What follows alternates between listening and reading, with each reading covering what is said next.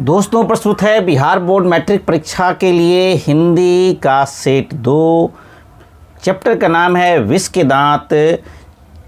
और आपको मालूम ही है कि लगातार पिछले एक वीडियो से मैं हिंदी का ये पूरी सीरीज ला रहा हूँ, तो उसी के अंतर्गत आज ये दूसरा वीडियो है और कि ऑब्जेक्टिव क्वेश्चन है भी ऑब्जेक्टिव। और मैंने, यदि आप मेरे सब्सक्राइबर हैं तो सभी जानते होंगे कि मैंने लिखा भी है कि इससे ज़्यादा और नहीं, ये 100% मैं गारंटी दे रहा हूँ कि यदि इस पार्ट के पूरे ऑब्जेक्टिव क्वेश्चन को आप याद कर लेते हो तो इससे ज़्यादा और क्वेश्चन आने की बिल्कुल संभावना नहीं है। क्योंकि आज ऑब्जेक्टिव क्वेश्चन का महत्व इतना बढ़ गया है कि 60% क्वेश्चन में से आपको 50% ऑब्जेक्टिव क्वेश्चन का जवाब देना है। यानी 100 में 50 क्वेश्चन आपके ये हो गए ऑब्जेक्टिव। तो आपको रूल मालूम है इसके वीडियो का कि आपको भी जवाब देना है, साथ ही साथ देना है। तो जल्दी से आप कलम और कॉपी निकाल लें। और इस पार्ट से मैंने कुल 53 क्वेश्चंस लिए हैं, 53 क्वेश्चन लिए हैं। और यह वीडियो आप फुर्सत में देखोगे, जब आप पढ़ने के मूड में हो तभी इस वीडियो को देखोगे। तो और वीडियो को पॉज करके भी आप धीरे धीरे देख सकते हो। तो अभी आप क्या कीजिए कि 53 क्वेश्चन लिख लीजिए। और नियम ये भी है कि हर पार्ट के अंत में 2 प्रश्न का मैं करता हूँ, जिसके जवाब देने होते हैं, आपको कमेंट्स करने होते हैं। तो ये स्वाभाविक है कि आज जो सेट 1 मैंने निकाले थे उसके 2 जो ऑब्जेक्टिव क्वेश्चन मैंने पूछा था उसका जवाब आपको इस वीडियो में मिलेगा। और मैं यह भी बताऊंगा कि किन लोगों ने जवाब सही दिए। तो इससे ध्यान रखने के लिए आप वीडियो को अंत तक जरूर देखें। जो लोग नए हैं इस चैनल को अवश्य सब्सक्राइब कर लें, ताकि मैं आपके लिए परीक्षा से संबंधित सारी उपयोगी सामग्री आपको एक साथ मिल सके। तो चलिए शुरू करते हैं। चैप्टर का नाम है विष के दांत, जो आपके हिंदी गोधूली भाग 2 का पाठ है। चलिए पहला क्वेश्चन ध्यान दीजिए। विष के दांत शीर्षक कहानी की कहानीकार कौन है? ए मोहन राकेश, बी कमलेश्वर, सी प्रेमचंद, डी नलिन विलोचन शर्मा। तो सभी लोग जानते हैं कि पहला का आंसर क्या होगा, डी होगा, नलिन विलोचन शर्मा। दूसरा क्वेश्चन, नलिन विलोचन शर्मा का जन्म कहाँ हुआ था? ए सिमरिया, बी बलिया, सी उन्नाव और डी पटना। तो आंसर होगा 2 का डी पटना। तीसरा, नलिन विलोचन शर्मा का जन्म कहाँ हुआ? ये दोनों एक ही क्वेश्चन देखने में लग रहा है। पहले क्वेश्चन में क्या है, केवल शहर का नाम दिया हुआ है, और दूसरे क्वेश्चन में उस शहर के साथ उस जगह जहाँ पर्टिकुलर उनका जन्म हुआ था वहाँ भी दिया हुआ है। तो ए गांधी घाट पटना, बी कृष्णा घाट पटना, सी बदर घाट पटना और डी रानी घाट पटना। तो तीसरा का आंसर हो जाएगा, बताइए जल्दी क्या होगा, जान रहे हैं? सी बदर घाट पटना। डी 4 नंबर, बल्कि नलिन विलोचन शर्मा का जन्म कब हुआ था?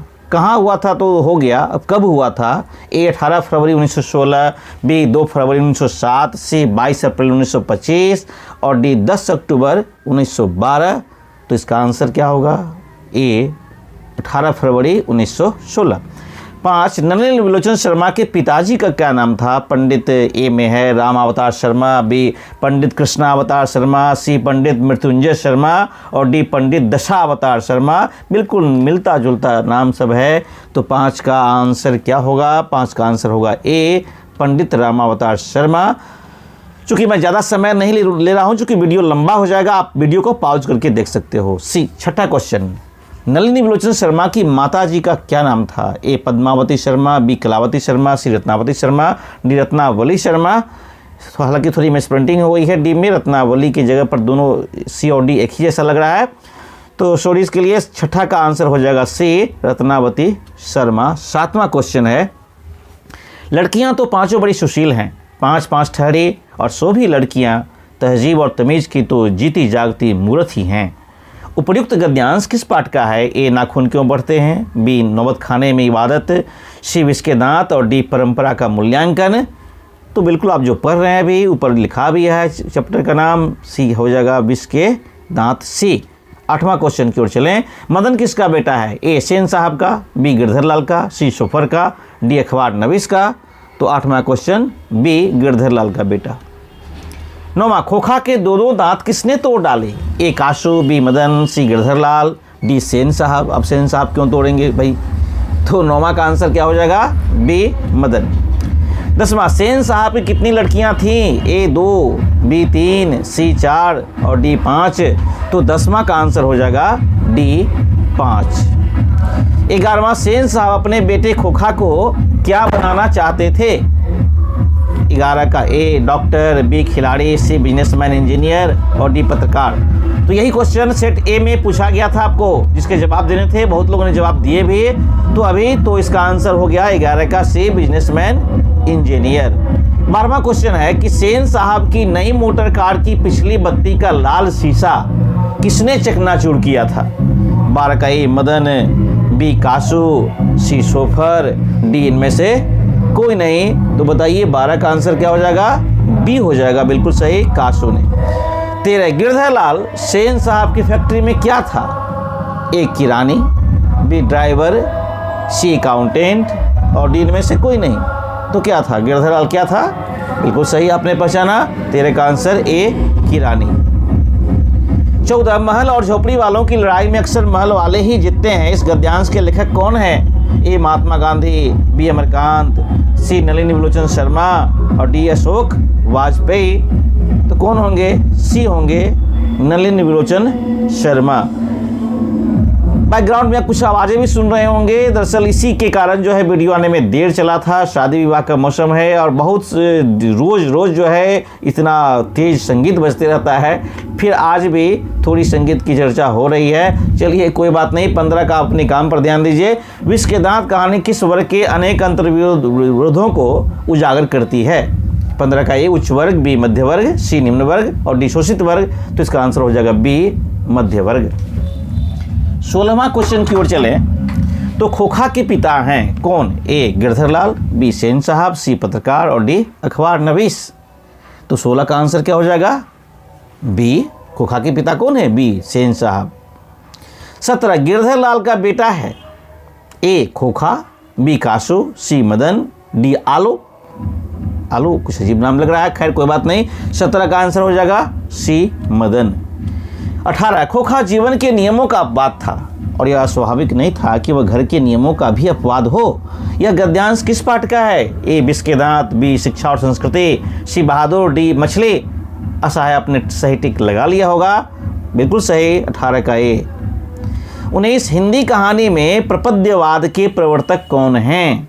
A Amarkant, B Ramvilas Sharma, C Nalini Vilochan Sharma और D अशोक वाजपेयी। तो आंसर हो जाएगा, बिल्कुल सही पहचाना आपने, C नलिनी विलोचन शर्मा। 20, गिरधर लाल कौन है? अब देखिए 17 क्वेश्चन देख लीजिए। गिरधर लाल का बेटा है यहाँ पूछा गया है और इसको फिर घुमा फिरा के पूछा जाएगा गिरधर लाल कौन है? A कासू का पिता, B मदन का पिता, C शेफाली का पिता, D रजनी का पिता। दोनों ही एक ही क्वेश्चन है, 17 और 20 एक ही क्वेश्चन है, लेकिन यहाँ क्वेश्चन आपको दिग्भ्रमित करने के लिए इसके उत्तर जो ऑब्जेक्टिव जो ऑप्शन दिए गए हैं वो बिल्कुल थोड़ा हेर फेर कर दिया गया है ताकि आप भ्रमित हो जाएं और गलत उत्तर दे दें। तो बिल्कुल घबराने की ज़रूरत नहीं है, बिल्कुल सावधान रहने की ज़रूरत है, चौकन्ने रहने की ज़रूरत है। तो 20 का आंसर हो गया B मदन का पिता। एक इस खोखा किसको कहते हैं? किशु को, B कुशु को। ध्यान दीजिए, उच्चारण पर भी ध्यान दीजिए और शब्दों की वर्तनी पर भी, स्पेलिंग पर भी ध्यान दीजिए। C कासू को और D केसु को। बार नाम क्या सुनते आ रहे हैं? तो 21 का नंबर C बिल्कुल कासू को। 22वां नंबर, मदन की उम्र क्या थी? A 5-6 साल, B 7-8 साल, C 3-4 साल, D 9-10 साल। तो क्या थी मदन की उम्र? बिल्कुल सही, A 5-6 साल। 23, कासू मदन के साथ किस खेल में शरीक होना चाहता था? A football, B hockey, C badminton, D लट्टू। तो 23 का आंसर क्या हो जाएगा? बिल्कुल सही, लट्टू, 23 का D।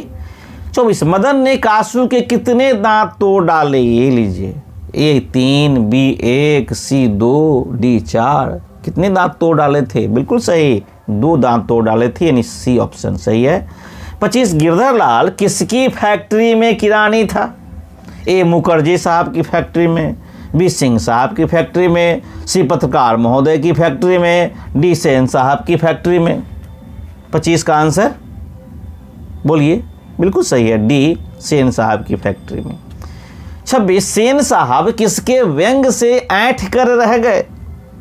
ए पत्रकार महोदय के व्यंग से, बी मुखर्जी साहब के व्यंग से, सी सिंह साहब के व्यंग से, या डी गिरधर लाल के व्यंग से। गिरधर लाल को कहाँ इतनी हिम्मत होती कि उनके सामने कुछ बोल पाता। तो बताइए क्या आंसर होगा? 26 का ए बिल्कुल सही बात है, पत्रकार महोदय के व्यंग से। 27 आलोचकों के अनुसार प्रयोगवाद का वास्तविक प्रारंभ किनकी कविताओं से हुआ? ए हजारी प्रसाद द्विवेदी, बी नलिन विलोचन शर्मा, सी अमरकांत और डी अशोक वाजपेयी। बिल्कुल सही है, बी नलिन विलोचन शर्मा। 28वां क्वेश्चन है, सेन साहब की नई मोटर कार किस रंग की थी? ए सफ़ेद, बी काली, सी नीली, डी लाल। बताइए। बिल्कुल सही है, बी काली। 28 का बी। 29 खोखा किस कहानी का पात्र है? ए विष के दांत, बी बहादुर, सी मछली, डी नाखून क्यों बढ़ते हैं। बिल्कुल सही, 29 का ए विष के दांत। 30 नंबर क्वेश्चन, दृष्टिकोण किनकी रचना है? ए रामावतार शर्मा, बी नलिन विलोचन शर्मा, सी मोहन राकेश, डी प्रेमचंद। तो 30 का आंसर भी सही सोचा आपने, 30 का बी नलिन विलोचन शर्मा। 31 लड़कियां क्या हैं? कठपुतलियां हैं। किसे इस बात पर गर्व है? इस बात पर गर्व किसे है? ए भाई बहन को, बी चाचा चाची को, सी मामा मामी को, डी माता पिता को। बिल्कुल सही, 31 का डी माता पिता को। 32 मोटर कार को किससे खतरा हो सकता था? ए कासू से, बी मदन से, सी खोखा से, डी इंजीनियर से। अब इंजीनियर से क्यों खतरा होने लगा? तो बताइए। सही बात है, 32 का सी खोखा से। 33 सेन साहब ने किससे खूब फटकार लगाई? ए गिरधर लाल को, बी खोखा को, सी मदन को और डी सैफ अली को। 33 का फटकार किसे लगाई? ए यानी गिरधर लाल को। 34 कौओं की जमात में शामिल होने के लिए कौन ललक गया? यहाँ उपमा दिया गया था। ए कबूतर, बी हंस, सी बत्तख और डी मछली। कौन ललक गया? तो बी यानी हंस। हंस ललक गया। हंस मतलब कि कासू को ये उपमा दिया गया है, कौओं की जमात तुच्छ समझा गया है मदन के दोस्तों को। खैर 35 नंबर चलें। मदन अक्सर किसके हाथों से पीटता था? ए माता के हाथों से, बी सेन साहब के हाथों से, सी खोखा के हाथों से, डी पिता के हाथों से। तो 35 का आंसर बिल्कुल सही, डी पिता के हाथों से अक्सर पिटाई होती थी। 36 नलिन विलोचन शर्मा की मृत्यु कब हुई?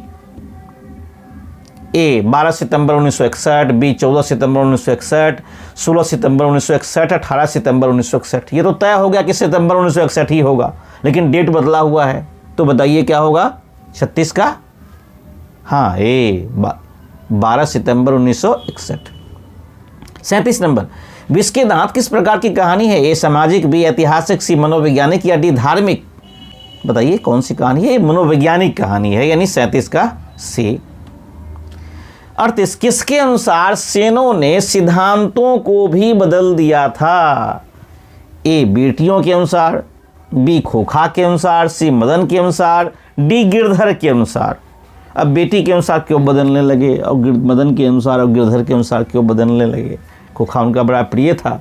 तो 38 का बिल्कुल सही, बी खोखा के अनुसार।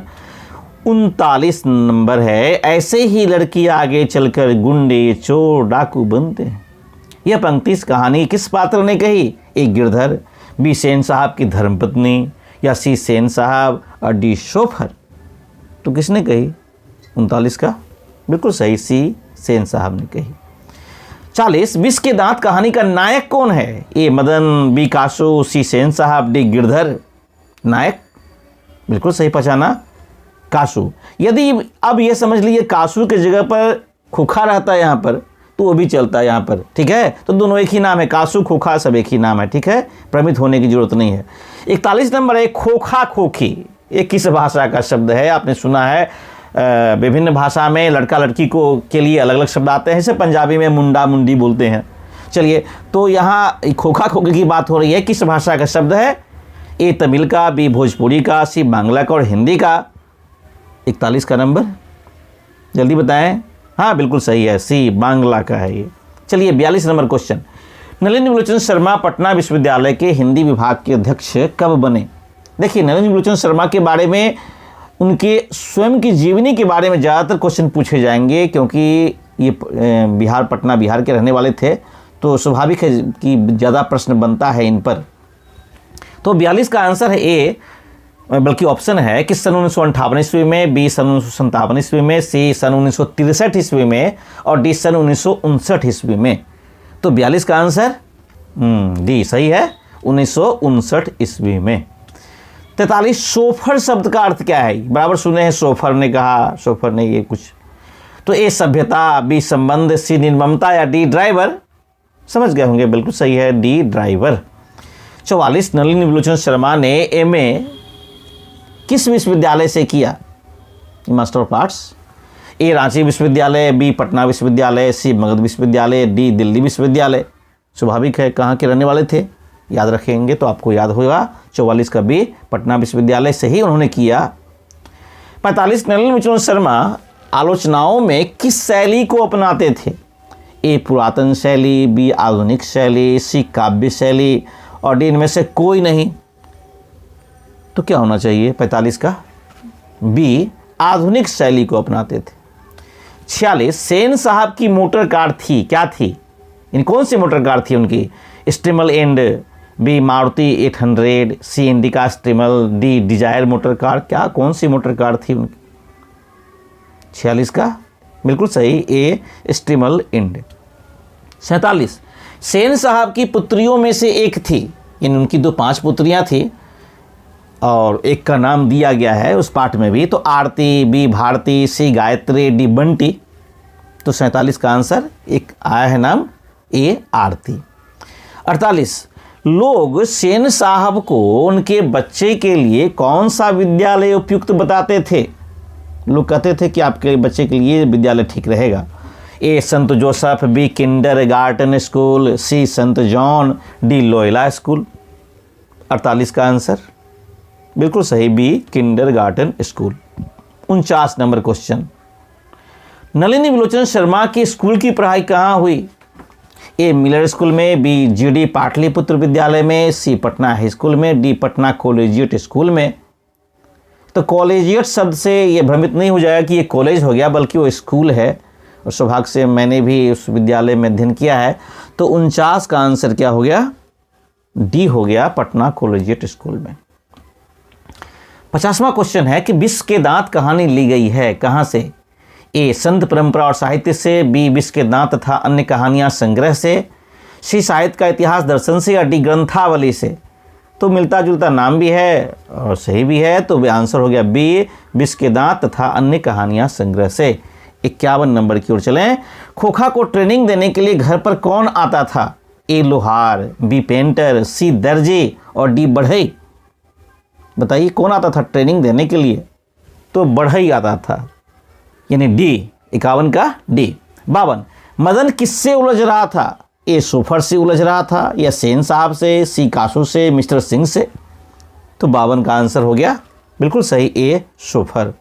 और आज का रहा ये अंतिम प्रश्न। रुकिएगा, अभी जाइएगा नहीं, क्योंकि पिछले सेट 1 में जो सवाल पूछे गए थे उसके उत्तर भी बताने हैं, और अब आने वाला जो सेट होगा 3, उसके लिए भी मैंने प्रश्न तैयार कर रखे हैं, तो बने रहें भी। 53 नंबर क्वेश्चन है, लास्ट क्वेश्चन, कि नलिनी विलोचन शर्मा की कहानियों में किसके तत्व समग्रता से उभर कर आए? 53 का ए राजनीतिकता का, बी मनोवैज्ञानिकता का, सी सामाजिकता का और डी इनमें से सभी। तो बताइए 53 का आंसर बी बिल्कुल सही है, मनोवैज्ञानिकता का। तो अब आपको कमेंट्स करके बताने हैं, वीडियो को जब आप पूरा कर लिए होंगे तो गिनने हैं कि आपके कितने उत्तर सही हुए। और मेरा यह सुझाव है कि जितने उत्तर आपके गलत हुए हैं आप उस पर अवश्य ध्यान दें, ताकि बहुत सारे ऑब्जेक्टिव हो गए, इतने सारे ऑब्जेक्टिव हैं कि इस पार्ट से अब इससे और ज़्यादा ऑब्जेक्टिव की संभावना ही बिल्कुल नहीं बन रही है। तो चलिए देखिए आगे क्या होता है, ध्यान दीजिए। सेट 1 का सवाल देखिए, यही सवाल मैंने पूछा था कि सेन साहब अपने पुत्र को क्या बनाना चाहते थे? ए वकील, बी बिजनेसमैन या engineer, C professor, D doctor. Businessman dash engineer भी हो सकता है या इंजीनियर को भी हो सकता है। तो बहुत लोगों ने जवाब सही दिए, मैं उनका नाम भी लूँगा वीडियो के अंत में, मैं नाम लेने जा रहा हूँ, इसलिए बने रहे हैं वीडियो में जिन्होंने जवाब दिए हैं। पहला का आंसर बी, ये पहला का आंसर जो है ये बी इसका आंसर हुआ। दूसरा, कोरोना वायरस का नाम कोविड-19 ये कब रखा गया? ए 10 जनवरी 2019, बी 11 फरवरी 2020, 30 जनवरी 2020 ये सी ऑप्शन है, और डी में है 30 जनवरी 2019। बिल्कुल भ्रमित करने वाला जनवरी फरवरी की ही बात हो रही है। तो बहुत लोगों ने जवाब सही दिए, तो दूसरा का आंसर बी बिल्कुल सही है, 11 फरवरी 2020। अब मैं उन लोगों के नाम बताना चाहता हूं जिन्होंने पिछले सेट में सभी प्रश्न बनाए थे, अपने उत्तर दिए थे। तो चलिए मैं एक एक करके नाम बताता हूं। बहुत से लोगों ने इसका जवाब सही दिया है, तो मैं सबों के नाम तो नहीं ले सकता, कुछ का मैं नाम लेना चाहता हूं। तो ध्यान दीजिए, जिन लोगों ने सही जवाब दिए उन लोगों की मैं चर्चा कर रहा हूं। उन बच्चों में मुकेश कुमार, अमित कुमार, मनीषा कुमारी पैगंबरपुर से, डीएम मोटिवेशन चैनल, इनका एक मोटिवेशनल चैनल है। दीपू आर्ट्स जो कि इनका आर्ट्स चैनल है, आप इस चैनल को भी विजिट कर सकते हैं, लेकिन अभी नहीं, परीक्षा का समय चल रहा है, परीक्षा के बाद। अभिषेक कुमार, धीरेन्द्र कुमार जो चिचरी से हैं, उसके अलावा क्रिकेट, प्रोफेशनल क्रिकेट, इनका एक वीडियो चैनल है। उसके बाद पिंकेश कुमार हैं, सुशील राठौर हैं, विवेक कुमार हैं चिचरी से, टेक्निकल श्रवण जी हैं, चंदन कुमार सिंगवाड़ा से। इन लोगों ने सभी इनके सही सवाल के जवाब दिए थे।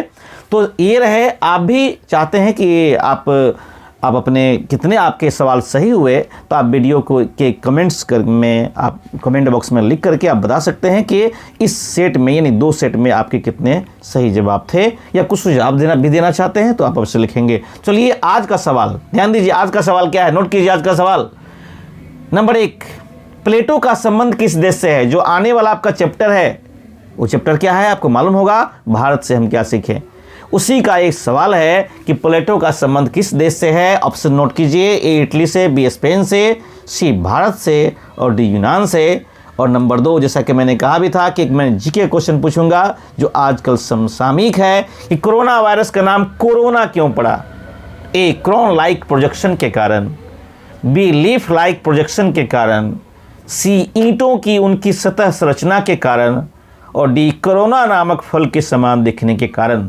तो आपको जो भी लगता है इसका आंसर होगा आप अवश्य दें, और साथ ही आप कमेंट्स करके बताएंगे कि अब आप क्या अपेक्षा रखते हैं, क्या चाहते हैं, सुधार क्या होनी चाहिए।